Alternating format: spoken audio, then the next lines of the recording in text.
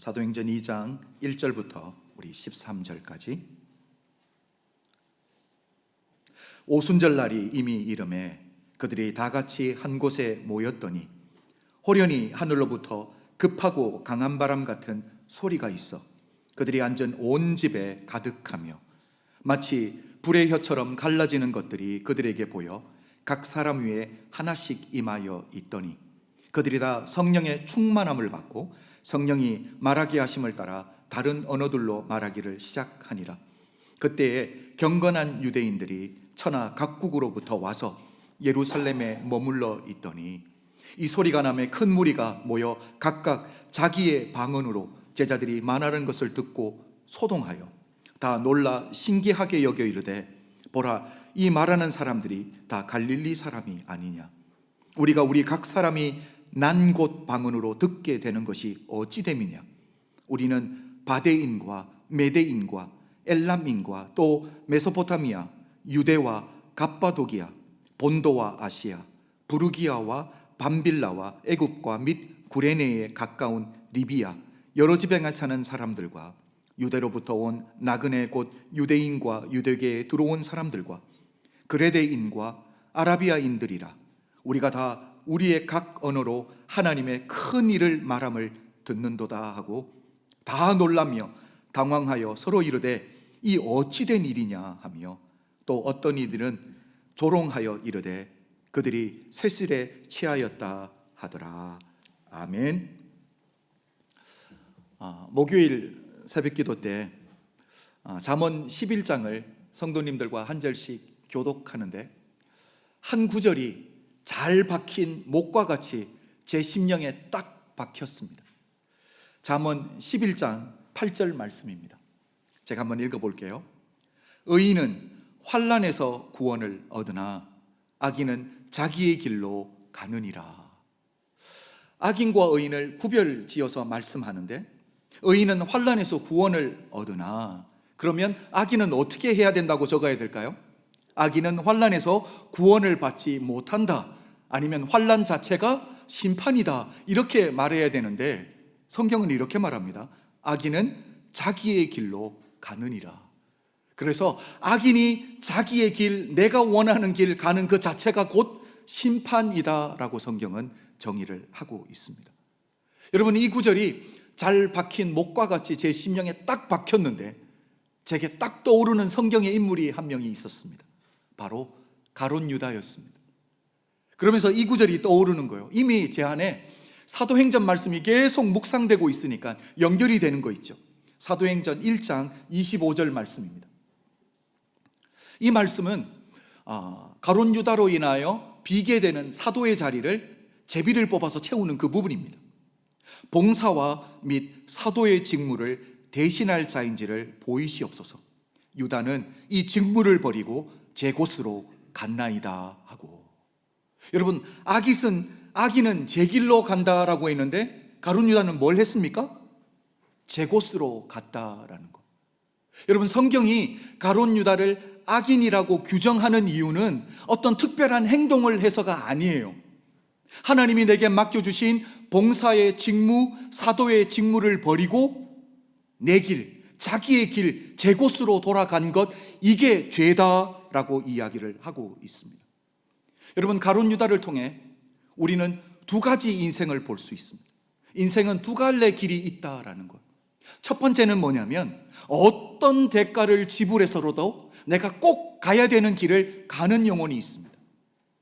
두 번째는요, 내가 가야 되는 길이 있음에도 불구하고 내가 가고 싶은 길, 제 곳으로 가는 인생이 또 있다라는 것. 여러분, 유다는 제 곳으로 가기 위해 두 가지를 버렸다라고 사도행전 1장 25절은 말하고 있습니다. 뭘 버렸습니까? 봉사의 직무, 사도의 직무, 이 두 가지를 버렸습니다. 여러분, 여기서 제가 보고 싶은 단어가 뭐냐면 직무라는 단어예요. 헬라 원본 성경을 보면 이 직무라는 단어의 그 뜻이 뭐냐면 장소를 이야기하는 곳, 플레이스를 이야기합니다. 장소를 이야기하는 거예요. 그러니까 내가 있어야 될 곳이 있다라는 거예요. 내가 지켜내야 될 장소가 있다라고 이야기를 합니다. 그래서 결국 가룟 유다는 뭘 한 겁니까? 내가 지켜야 되고 있어야 될 곳을 버리고 떠났다라고 이야기를 하는 겁니다. 여러분, 신약 성경을 보면 이런 일들을 행한 사람들이 참 많습니다. 바울 서신에 이름이 계속 반복되는 한 사람이 있는데 데마라는 사람이 있습니다. 골로새서 4장 14절을 보면 이렇게 말합니다. 사랑을 받는 의사 누가와 데마. 그러니까 누가와 데마가 성도님들의 사랑을 받고 있다라고 이야기를 합니다. 그리고 빌레몬서 24절을 보면 이렇게 말합니다. 바울이 나의 동력자 마가, 데마, 그리고 누가. 데마는 누구예요? 성도님들의 사랑을 받을 뿐만 아니라 사도 바울이 생각할 때 나의 동력자였습니다. 그런데 세월이 조금 지나서 약 4년, 5년 지나서 사도 바울이 기록한 디모데 후서를 보면 이렇게 말합니다. 데마는 이 세상을 사랑하여 나를 버리고 데살로니가로 갔고. 여러분, 이렇게 악인들은 하나의 공통점을 가지고 있습니다. 버리는 게 항상 있어요. 그리고 결국은 제 길로 간다라고 이야기를 하고 있습니다. 여러분, 성경은 이렇게 내가 지켜야 되고 내가 있어야 될 자리를 버리고 결국 제 길로, 제 곳으로 돌아가는 사람들의 결말을 정확하게 보여줍니다. 여러분, 가룟 유다는 인생을 어떻게 끝냅니까? 목을 매 자살함으로 끝납니다. 성경은 목을 맨 그 가지가 부러졌는지 아니면 그 밧줄이 끊어졌는지를 정확하게 이야기하지는 않지만 곤두박질 쳤다라고 이야기를 합니다. 그리고 배가 터져서 창자가 다 터져 나왔다라고 이야기를 합니다. 그리고 이 소식들을 예루살렘에 사는 사람들이 듣는 거예요. 그리고 그 장소의 이름을 이렇게 짓습니다. 아겔다마. 이 뜻은 피밭이라는 뜻입니다. 여러분, 우리 주님이 예수님의 제자들을 부를 때는 잃어버린 영혼들을 주께로 인도하는 생명의 터전으로 살기를 원하셨는데, 여러분, 사도행 직무를 버려버리고 결국 제 곳으로 돌아간 가룟 유다는 뭘 합니까? 내 인생을 황폐하게 낭비해버리는 피밭 인생으로 끝나고 말았다라는 것. 그렇다면 가룟 유다와 대조되는 나머지 11명의 제자들, 여러분, 이분들이 갔던 다른 길은 뭐냐라는 거예요. 이분들이 대가를 지불하며 지켜냈던 그 장소는 어디냐라는 거예요. 그들이 있어야 될 곳은 어디였냐라는 거예요. 오늘 본문 1절은 정확하게 이렇게 말합니다. 한번 보겠습니다. 2장 1절. 오순절날이 이미 이름에 그들이 다 같이 한 곳에 모였더니. 제자들이 지켜냈던 장소는 어디예요? 제자들이 있어야 될 곳은 어디입니까? 우리 주님이 약속하신 것을 기다리며 기도하는 자리를 지켜냈다라는 사실이에요. 여러분, 믿음의 사람이 지켜야 될 자리가 어디입니까? 기도의 자리를 지켜내야 될 줄로 믿습니다. 이렇게 내가 지켜야 될 자리를 지키고 내가 있어야 될 자리를 있는 사람들에게 우리 하나님이 맺히게 하는 열매가 얼마나 귀한 열매인지 모른다라는 거. 기도의 자리를 지키다가 성령 강림이 임하십니다. 그래서 제자들이 뭘 합니까? 잃어버린 영혼들을 주께로 인도하는 생명의 터전의 삶을 살아내더라라는 거죠. 여러분, 저는 이 말씀을 우리 삶에 그대로 한번 적용해 보고 싶습니다. 우리 사랑하는 성도님들도 하나님이 우리에게 맡겨주신 자리가 있는 줄로 믿습니다. 내가 지켜야 될 자리가 있고 내가 있어야 될 곳이 있습니다. 가정에서는 가장으로서, 아버지와 어머니로서 내가 지켜야 될 자리가 있습니다. 내가 책임져야 될 의무가 있습니다. 회사를 가면요, 일터를 가면요, 내게 주어지는 책임, 내가 지켜내야 될 자리가 있다라는 것. 교회도 마찬가지입니다. 내가 지켜야 될 예배의 자리가 있습니다. 내가 지켜야 될 섬김과 봉사의 자리가 있습니다. 뿐만 아니라 주님이 내게 맡겨주신 직분자의 책임과 의무를 지켜내야 될 줄로 믿습니다. 세상에서도 마찬가지예요. 내가 어떤 대가를 지불해서라도 하나님의 자녀다움, 성도의 그 거룩함, 성도의 품격, 그리고 주님이 내게 맡겨주신 세상에서의 빛과 소금의 역할을 지켜내는 우리 은혜교회 모든 성도님들이 되시길 주님의 이름으로 축복합니다. 슬라이드 3개를 보여드릴게요. 첫 번째 슬라이드에서 왼쪽에 있는 두 그림은 뭡니까? 6.25 전쟁 이후에 그어졌던 38선입니다. 그렇죠. 그래서 어느 누군가가 선을 긋고 38이라고 적어놨어요. 넘어가면 안 된다는 뜻이겠죠. 자, 그리고 오른쪽에 있는 그림은, 사진은 뭡니까? 그렇죠. 베를린 장벽입니다. 여러분, 이 사진들을 보면서 공통점을 하나 찾아보세요. 다음 사진 봅니다. 왼쪽에 있는 사진은 지금 미국과 멕시코를 나누고 있는 국경이에요. 그 사이에 지금 핑크로 뭐가 된 게 있죠. 정확하게 보이지는 않을 건데 저게 사람들이 만들어 놓은 시소예요. 평화를 상징하는. 그래서 왼쪽은 미국 땅이고 오른쪽은 멕시코 땅인데 사람들이 앉아서 시소를 타면서 평화를 상징하고 있습니다. 자, 오른쪽에 있는 그림, 저 장벽은 어떤 장벽일까요? 이스라엘과 팔레스타인을 가르고 있는 장벽입니다. 이스라엘이 쳐둔, 여러분 저 높이가 제법 높아 보이죠? 제일 높습니다. 8m나 됩니다. 마지막 사진을 보도록 하겠습니다. 여러분 어렸을 때 했던 거 기억나세요? 책상 위에 줄 긋기. 여러분 사진들이 가지고 있는 공통점이 뭡니까? 금을 긋고 사람과 사람 사이에 높인 장벽을 지어서 서로 구별짓고 지역 감정 유발시키는 우리의 죄성. 여러분 인류의 불행의 대부분은 뭡니까? 금긋기에서부터 시작하는 것. 사람과 사람 사이에 장벽을 짓고 구별짓기 위해서 금을 긋는 것부터. 여러분 책상에 줄 긋는 거 누가 시켜서 하는 거예요? 누가 가르쳐줘서 하는 거예요? 아니에요. 우리 속에 이미 DNA 속에 잠재하고 있는 인간의 죄성이에요. 선 긋기를 원하고 구별짓기를 원하고 차별하기를 원하는 것, 우리 안에 있는 이미 잠재되어 있는 죄성들이라는 거예요. 지난 주일에도 잠시 나누었지만 지금 마가의 다락방에 모여있는 120문도, 여러분 같이 있지만 표현을 하지 않지만 지금 그들 안에 복잡 미묘한 감정이 흐르고 있습니다. 같이 있어서 껄끄러운 모임이에요. 긴장감이 맴돌고 있는 거예요. 여러분 같은 공간에 있기가 불편하고 같이 어울릴 수 없는 사람들인데도 불구하고 그 설명은 지난주에 다 드렸습니다. 이들이 여러분 더불어 마음을 같이 할 수 있었던 근본 이유가 뭐였습니까? 그들 가운데 예수 그리스도가 계셨기 때문에. 마음을 같이 하여 여러분 함께 있는 그들이 성령님이 임하시는 원인이 되었다고 말합니다. 오늘 본문 2장 1절도 이걸 이야기하고 싶은 거예요. 성령이 임하실 수 있는 원인이 무엇인지 우리 1절 다시 한번 봅니다. 이번에 제가 밑줄 그은 부분은 좀 다릅니다. 제가 한번 읽어볼게요. 오순절 날이 이미 이름에 그들이 다 같이 한 곳에 모였더니.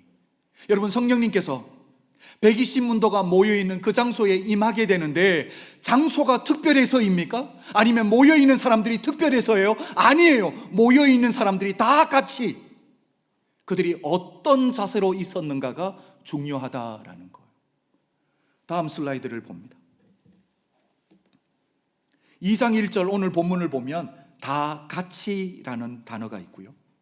그 다음에 1장 14절 우리 지난주에 보았지만 더불어 마음을 같이 하여라는 같이라는 단어가 있습니다. 우리 한글 성경을 보면 똑같은 단어예요. 그런데 헬라어 성경을 봐도 똑같은 단어를 쓰고 있습니다. 그 단어가 뭐냐면 호모푸마돈이라는 단어예요. 이 단어는 두 단어가 합쳐져서 만들어진 합성어입니다. 첫 번째 호모스라고 하면 접두어예요. 뜻은 같은이라는 뜻입니다. 그리고 푸모스라는 것은 명사인데 호흡, 마음, 뜻, 열정, 목적이라는 뜻을 가지고 있어요. 그래서 이 두 나라가 합쳐져서 호모푸마돈이라면 어떤 뜻이 될까요? 같은 마음, 같은 뜻, 같은 열정, 같은 목적이라는 거예요. 그러니까 마가의 다락방에 모여 있었던 120문도가 어떻게 있었다고요? 같은 마음으로 같은 열정을 품고 같은 목적을 가지고 주님이 약속하셨던 것을 사모하며 기다리고 있었다라는 거예요.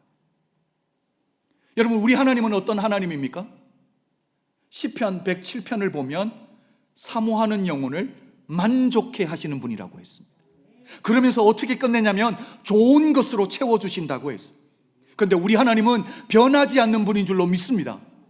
구약에서도 그러셨다면 신약에서도 동일한 분이에요. 자, 우리 다음 구절을 봅니다. 우리 마태복음 11장을 볼게요.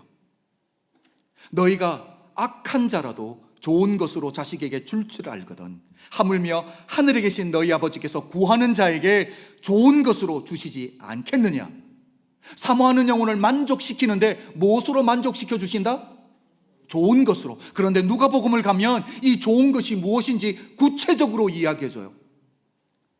누가복음 11장 13절입니다. 너희가 악할지라도 좋은 것을 자식에게 줄 줄 알거든 하물며 너희 하늘 아버지께서 구하는 자에게 성령을 주시지 않겠느냐. 여러분, 이걸 전체로 묶어서 풀면 어떻게 될까요?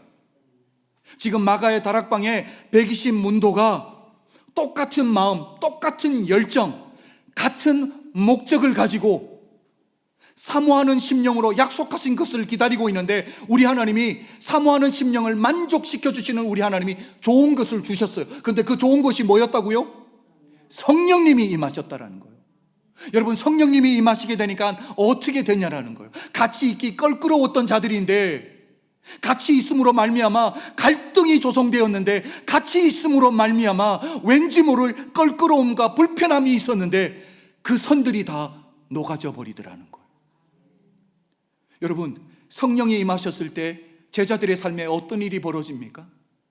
유대인과 이방인들 사이에 인간의 교만이 쌓아올린 그 높은 장벽을 제자들이 이제는 뛰어넘어 땅끝까지 복음을 들고 달려가더라니까요. 여자들과 남자들 사이에 인간의 전통이 선명하게 그어두었던 그 선, 여자들을 인간 취급하지 않았던 그 문화적인 모든 전통도 교회 안에 성령이 임하시니까 동일하게 예배를 드리게 되더라는 거예요. 사회 계층 간에 배운 자, 못 배운 자, 가진 자, 못 가진 자, 이렇게 서로 계층 간에 선을 그어두었던 것이 성령님이 임하시고 나니까 그 선들이 지워지고 높은 담들이 무너지게 되더라라는 거예요. 여러분, 오늘날 우리가 살아가고 있는 이 땅에 내가 태어난 색깔이 다르다는 것 때문에, 내가 태어난 지역이 다르다는 것 때문에, 가문 때문에, 신분 때문에, 지위 때문에 보이지 않는 선명한 선들이 거여 있어요, 안 거여 있어요? 분명하게 거여 있습니다. 여러분, 이게 교육으로 녹아지는 게 아니에요. 많이 모여서 데모한다고 없어지는 게 아니에요. 성령님이 임하면 자연적으로 사라지게 될 줄로 믿습니다. 여러분, 성령 강림으로 인해서 오늘 본문을 보면 두 가지 현상이 일어났습니다. 우리 2절과 3절을 좀 보려고 하는데 같이 좀 띄워주십시오. 제가 읽습니다. 호련히 하늘로부터 급하고 강한 바람 같은 소리가 있어 그들이 앉은 온 집에 가득하며. 3절입니다. 마치 불의 혀처럼 갈라지는 것들이 그들에게 보여 각 사람 위에 하나씩 임하여 있더니. 여러분, 여기서 여러분 놓치면 안 되는 게 분명하게 있습니다. 성령이 임하셨을 때 급하고 강한 바람이 불었다가 아니에요. 뭐라고요? 급하고 강한 바람 같은. 성령님이 임하셨을 때 갈라진 불의 혀가 모든 사람 위에 있더라가 아니에요. 뭐라고 말씀하고 있습니까? 불의 혀처럼이에요. 사랑하는 성도 여러분, 이것은 성령님이 임하실 때 마가의 다락방에 있었던 120 문도가 주관적인 체험을 이렇게 표현한 것 뿐이에요. 자기가 그렇게 느꼈던 거예요. 성령의 강림이 임하면 항상 급하고 강한 바람이 불어야 돼, 이렇게 말한 게 아니에요. 왜냐하면 우리 예수님이 요단강에서 세례 요한에게 세례를 받고 나오실 때 성령님이 임하시는데 급하고 강한 바람이 불었더라라고 이야기하지 않습니다. 불의 혀같이 갈라진 것이 주님 위에 있더라 말하지 않았어요. 성령님이 어떻게 임하셨어요? 비둘기 같이. 비둘기가 한 마리 임하는 게 아니에요. 같이예요. 그러니까 주님이, 그리고 그곳에 있었던 제자들이 그렇게 주관적으로 느꼈던 거예요.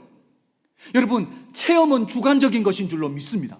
그렇기 때문에 어떤 공식화, 객관화 하면 안 돼요. 성령님 임하시면 이런 것들이 있어야 된다, 이런 느낌이 있어야 된다, 이렇게 하면 절대 안 된다라는 거예요. 방언을 받기 위해서는 이렇게 해야 돼, 방법이라는 게 없는 거예요.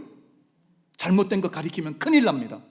방언 받는 것도 중요하지만 방법이 틀려지면 안 된다라는 거예요. 선물로 주시는 건데 어떻게 내가 받아냅니까? 무슨 방법이 있냐라는 거예요. 사모하는 길밖에 없다라는 거예요. 여러분, 체험은 주관적입니다. 그러나 성령 강림이 임하셔서 우리 각자의 삶에 맺혀지는 열매를 보면 공통점이 있습니다. 요 두 가지를 잘 구별하셔야 돼요. 체험은 주관적이에요. 다 다를 수 있어요. 느낌이 다 다르니까. 그러나 성령님이 임하시고 우리 각자에게 맺혀지는 성령의 열매를 보면 공통점은 분명하게 있다. 여러분, 성령 강림으로 일어나는 이 공통된 열매를 저는 오늘 바람과 불의 기능을 통해서 좀 풀어보려고 해요. 여러분, 바람은 어떤 기능이 있습니까? 바람은 불어서 날리는 기능이에요. 불의 기능은요, 태우는 기능입니다. 이걸 통해 성령의 열매를 좀 보려고 합니다. 여러분, 성경에서 바람이 부는 이유를 이 구절만큼 잘 설명한 구절이 없는 것 같아요. 제가 앞에서도 말씀드렸지만 요즘은 제가 계속 이 사도행전 말씀을 묵상하고 있으니까, 주일 말씀을 계속 묵상하고 있으니까 어떤 성경 구절을 읽어도 제 삶에 일어나는 모든 이벤트들이 말씀을 준비하는 데 다 사용되게 돼 있더라고요. 수요일 날 우리 성도님들과 잠언 10장을 읽는데 이런 말씀이 있었어요. 잠언 10장 25절입니다. 회오리 바람이 지나가면 악인은 없어져도 의인은 영원한 기초 같으니라. 여러분, 우리 하나님이 일으키는 회오리 바람, 급하고 강한 바람이 뭘 하는 거예요? 악인을 날려버리기 위함입니다. 우리 하나님이 우리 삶에 일으키는 바람은 악인과 의인을 구별하기 위함이에요. 그래서 성령의 바람이 우리 삶에 급하고 강하게 불어오면 어떤 일들이 일어납니까? 우리 삶에 여전히 지저분하게 널려있는 죄의 흔적들이 날아가게 될 줄로 믿습니다. 우리 삶에 여전히 남아있는 더럽고 추한 죄의 습관들이 성령의 불로 의해서 다 날아가 버리게 될 줄로 믿습니다. 여러분, 에스겔서 37장을 보면 우리 하나님이 에스겔을 인도해 가는데 어떤 계곡으로 인도해 갑니다. 그런데 그곳에 마른 뼈들이 가득합니다. 우리 하나님이 에스겔 선지자를 향해서 이 마른 뼈들을 향해서 하나님의 말씀을 대언하라라고 합니다. 그래서 에스겔 선지자가 이렇게 선포합니다. 너희가 살아나리라. 하나님 말씀을 대언하는데 마른 뼈들이 움직이기 시작하고 조인트들끼리 붙어지기 시작합니다.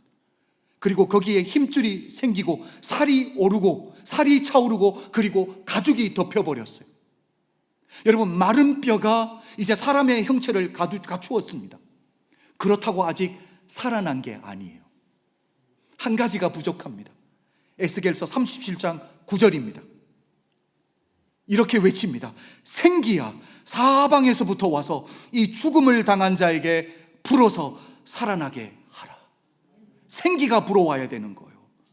여러분, 인간의 모습을 갖추고 있다고, 인간의 형태를 갖추고 있다고 살아있는 게 아니에요. 마치 우리 하나님이 인간을 창조하시고 우리 코에 생기를 불어넣어 생명이 되게 하신 것처럼 우리는 육체를 가지고 있지만 성령, 우리 하나님의 이 호흡, 성령이 우리 삶에 불어오지 아니하고 그 사람은 살아있는 게 아니라는 거예요. 마른 뼈가 상징하는 게 뭡니까? 생명력이 없는 거예요. 여러분, 그런데 성령의 바람이 불어오면 우리 삶에 지저분한 죄들이 다 날아가 버리고 더러운 습관들이 다 날아가 버리고 나면 결국 우리도 하나님의 군대로 우뚝 세워지게 될 줄로 믿습니다. 그래서 믿음의 사람은 성령을 사모해야 되는 거예요. 자, 두 번째, 우리 불의 기능을 봅니다. 불의 기능은 뭡니까? 태우는 거예요. 우리 삶에 여전히 남아있는 이 죄의 쭉정이들을 불로 태워버리는 거죠. 여러분, 오래 반복된 거절과 실패로 인해 우리 안에 생기는 상처들이 있습니다. 쓴뿌리들이 있습니다. 더럽고 추한 죄악의 습관들이 우리 삶에 여전히 있습니다. 육신의 정욕이 있고요, 안목의 자랑이 있습니다. 뿐만 아니라 우리 삶에 서로 편을 가르고 선을 긋고 우리 인간 사이에 높은 장벽을 쌓아 올리는 교만함이 있습니다. 뿐만 아니라 믿음이 있는데도 불구하고 빨리 끝났다라고 포기해버리는 좌절감들이 우리 안에 다 있습니다. 그런데 성령의 바람이 불면, 성령의 불이 불어오면 이 모든 것을 깨끗하게 태워버릴 줄로 믿습니다.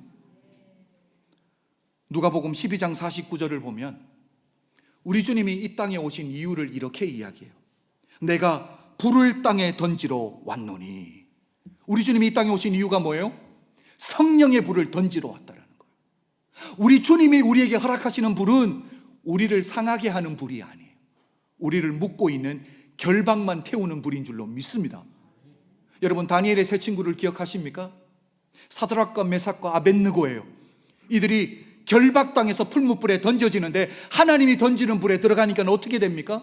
그들을 상하게 하지 못해요. 그러나 그들을 묶고 있는 결박만 태우더라는 거예요. 여러분, 성령의 불이 불어오면, 주님이 던지시는 불이 우리 가운데 임하면, 여러분, 하나님과 우리를 원수되게 만들었던 그 죄악됨들이 깨끗하게 타게 될 줄로 믿습니다. 그때 우리 영혼이 회복되기 시작하는 거예요. 하나님과 우리 사이에 평강을 맛보게 되는 줄로 믿습니다. 여러분, 성령 강림의 열매가 뭔지 아세요? 죄에 대한 우리의 삶의 자세가 달라집니다. 죄에 민감하게 반응하게 돼 있어요. 왜? 다 날아가 버리고 다 타버렸으니까. 내 안에 죄가 없고 깨끗하니까 죄에 대해서 민감해질 수밖에 없다라는 사실이죠. 저는 이번 기회에 성령 행전을 통해 우리 은혜교회 성도님들의 삶에 성령의 바람이 불고 성령의 불이, 주님이 던지는 불이 임해서 죄악들이 다 날아가고 정결케 됨으로 말미암아 성령의 손에 붙들려 여러분의 삶에, 우리 교회에 성령 행전이 끊임없이 서내려가기를 주의 이름으로 축복합니다. 은혜 행전이에요. 우리 4절을 보도록 하겠습니다.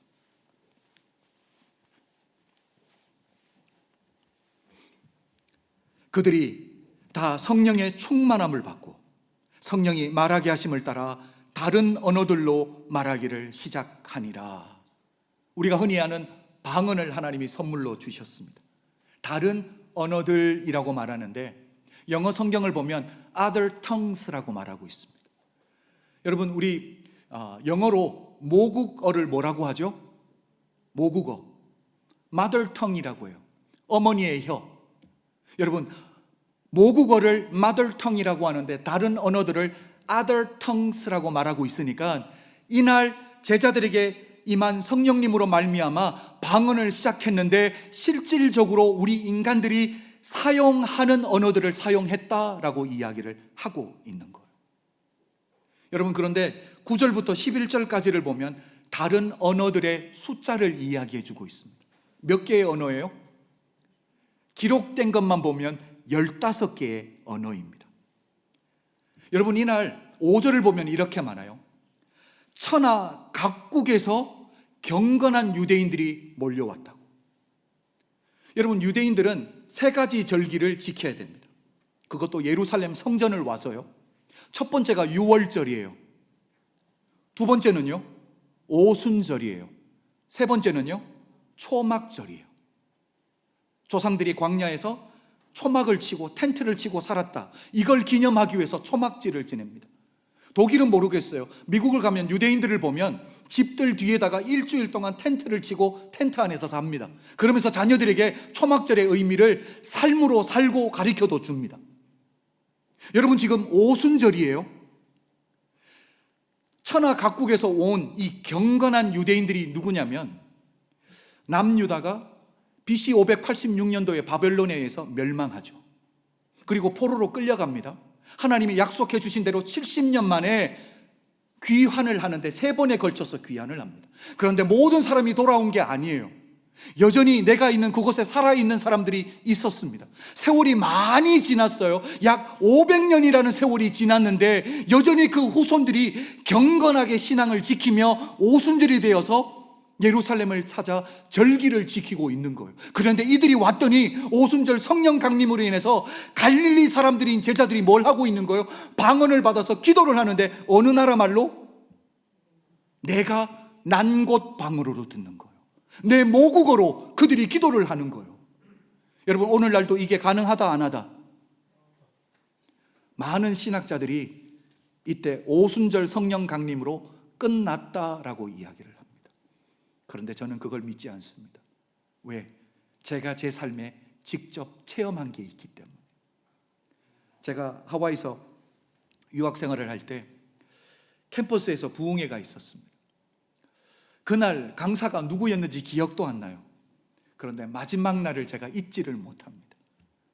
말씀이 끝나고 기도를 시켜서 기도가 거의 다 끝나갈 때쯤이에요.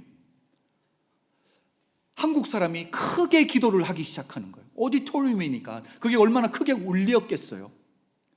그래서 제 나름대로는 어떻게 생각했냐면, 한국 자매 중에 하나 나중에 열받았구나, 뜨거워졌구나, 이 정도로 생각하는데 웅성웅성 하는 거예요. 그리고 사람들이 거기에 몰려가는 거예요. 그래서 저도 이게 무슨 일인가 하고 찾아갔더니 백인 자매에게 성령이 임하셔서 방언이 터졌는데 어느 나라 말로? 한국말로 터져버린 거예요.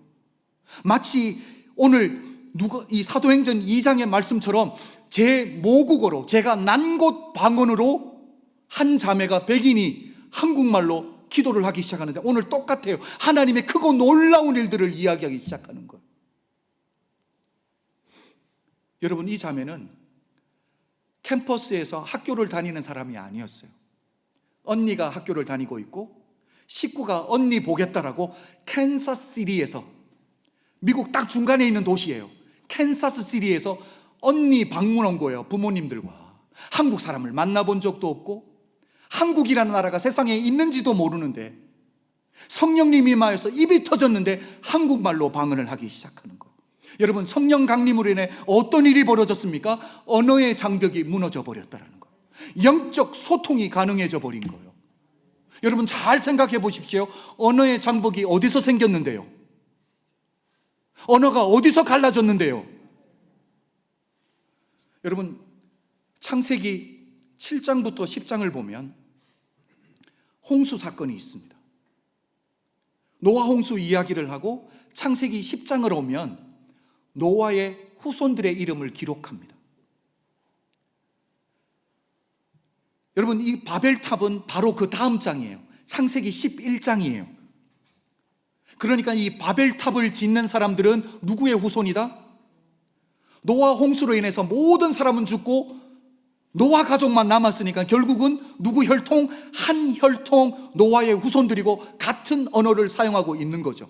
같은 언어로 이들이 뭐라고 말하냐면, 우리가 타운을 짓고 탑을 높게 쌓아서 하늘에 닿게 하면서 우리의 이름을 내자라고 말합니다. 인간의 이름. 바벨탑을 짓는 이유가 교만함이었습니다.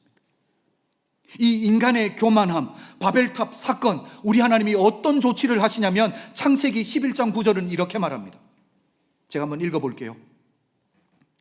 그러므로 그 이름을 바벨이라 하니 이는 여호와께서 거기서 온 땅의 언어를 혼잡하게 하셨음이니라. 여러분, 인간의 교만함에 대한 하나님의 징계가 뭐였다고요? 언어를 찢으신 거예요. 언어에 혼잡을 주신 거예요. 징계였습니다. 하나님의 심판이었어요. 그런데 성령 강림으로 말미암아 하나님이 내리신 징계, 하나님이 내리신 심판이 어떻게 된 거예요? 뒤집어져 버린 거예요. 여러분, 이게 어떤 일이냐면 성령 강림으로 말미암아 뭐가 탄생합니까? 교회가 탄생해요. 그 교회가 복음을 들고 땅끝까지 달려가는 거예요. 그래서 죄인은 죄로 인해서 죄의 삭은 사망이라고 하였으니까 모든 사람이 죄의 삭은 사망이라 죄 아래서 다 하나님의 심판을 받아야 되는데, 복음이 전해지니까, 성령 받은 사람들을 통해서 복음이 소통되어 버리니까 여러분, 이 재앙이 뒤집어져서 뭐가 되는 거예요? 구원에 이르게 되는 거예요. 여러분, 성령 강림의 의미가 이거예요. 복음이 소통되는 거예요. 하나님의 저주가 끊어지는 거예요.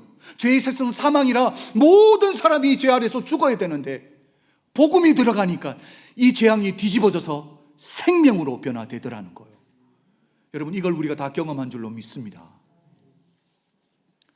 여러분, 우리는 다 이민자들입니다. 우리만큼 언어의 소통이 안 돼서 답답하고 불편하고 억울함을 당하고 소름을 당했던 사람이 또 있을까요? 그거 다 경험해 보셨을 것. 우리 권사님들 독일 땅에 3, 40년 전에 처음 와서 간증들을 제가 들었던 게 있습니다. 처음 이렇게 이 병원에 일하러 갔는데 혼자 있는데 전화벨이 울리는 거예요. 간호실 거기서. 이거 받아도 이해도 못하고 아니 받을 수도 없고, 그래서 뭐 하셨어요? 화장실 열심히 달려가셨다며요. 아니 가도 되는 화장실을 받아서 부담되기 싫으니까. 여러분, 언어 소통이 안 되는 건 이렇게 답답한 일이에요. 저도 똑같습니다. 약 30년 전에 미국으로 처음 갈 때 일본 나리타 공항에 경유하는 비행기를 샀어요. 처음에 비행기표를 받을 때 약 2시간에서 2시간 반 정도 경유를 한다고 했는데, 뭐 방송은 계속 하는데 계속 늦춰지는 거예요. 저는 알아들을 수가 없으니까. 약 5시간이 넘어 지났는데 배가 너무너무 고픈 거예요. 그래서 제가 카페테리아로 올라갔죠. 뭔가는 먹고는 싶은데 시키려면 말이 돼야 되는데 이게 안 가지는 거예요. 그래서 제 나름대로 뭘 생각했냐면, 사진이 있는 곳에 가서 꾹 찍으면 주겠지. 사진이 어디 있나 찾아봤더니 우동집에 사진이 붙어 있는 거예요. 그래서 우동집에 가서 자신 있게 딱 찍었습니다. 가격이 안 붙어져 있는 거예요. 그래서 이제 앞에서 일하는, 카운터에 일하는 아가씨가 얼마다고 이야기를 했겠죠. 그래서 제 나름대로는 좀 안전하게 한다고 50불을 내놨습니다. 그런데 그 자매가 고개를 이렇게 좌우로 흔들더니 뭐라고 하는 거예요. 지금 같으면 눈치로라도 이거 너무 크니까 작은 빌 없냐라고 물어봤을 텐데, 저는 반대로 생각한 거예요. 작다라고 생각한 거예요. 그래서 저는 씩 웃고 50불을 딱 넣고 100불짜리를 꺼내서 딱 줬습니다. 그랬더니 이 자매가 고개를 또 흔들면서 이상한 말을 하는 거예요. 그래서 제가, 한국 돈은 공이 많잖아요. 근데 이게 공이 하나밖에 없고 2개밖에 없으니까 100원? 느낌이 안 오는 거예요. 그래서 200불을 줬어요. 이 여자가 고개를 또 흔드네. 제가 얼마까지 준지 아세요? 100불짜리 8개를 줬습니다. 30년 전에 멀세디스 한 대 살 수 있어요. 그랬더니 이 자매가 도저히 안 되는지 달려가서 대한항공 아가씨를 데리고 온 거예요. 8불 냈습니다. 언어의 소통이 안 된다라는 게 이렇게 답답한 거예요. 그런데 우리 장로님, 권사님, 어느 순간에 독일어가 들리는 때가 있었죠? 없었나 아직도? 저는 영어가 들리는 때가 있대. 소통된다는 게 얼마나 속을 시원하게 하는지 몰라요. 여러분, 오늘 우리가 예배 가운데 와 있는데 성령님이 임하시지 아니하고는 말씀이 안 들려요. 언어가 못 알아들어서가 아니에요. It sounds like a different language.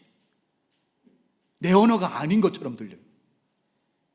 예배에 앉아있다고 앉아있는 게 아니에요. 말씀이 안 들려요. 그래서 이미 여러분들에게 말씀이 들리고 그 말씀이 은혜가 된다라면 내 안에 성령님이 계신다. 아멘. 급하고 강한 바람이 안 불어와도 돼요. 갈라진 불의 혀처럼 내한테 임하지 않아도 돼요. 비둘기 한 마리가 내 위에 안 있어도 돼요. 이미 말씀이 들려지고 은혜가 되면 내 안에 성령님이 계신 줄로 믿습니다. 그런데 신앙생활을 하다 보면 어떻습니까? 신앙이 식어진다라는 거, 열정이 식어진다라는 거. 혹시 우리 가운데 열정이 식어지고 마음이 식어져서 가뭄에 땅이 쫙쫙 갈라지듯이 그런 마음으로 돼 있는 분은 없습니까? 오늘 성령의 담비가 여러분의 삶에 임하시기를 주님의 이름으로 축복합니다. 여러분, 성령의 역사를 사모해야 돼요. 성령이 급하고 강한 바람처럼 불어오고 주님이 우리에게 던지는 성령의 불이 우리 삶에 있는 죄악됨들을 다 날려버리고 다 태워버리고, 그래서 깨끗하게 정화된 우리의 삶을 통해, 여러분의 삶을 통해, 우리 교회를 통해 은혜 행전이 끊임없이 기록되어져 가야 될 줄로 믿습니다. 기도드리겠습니다.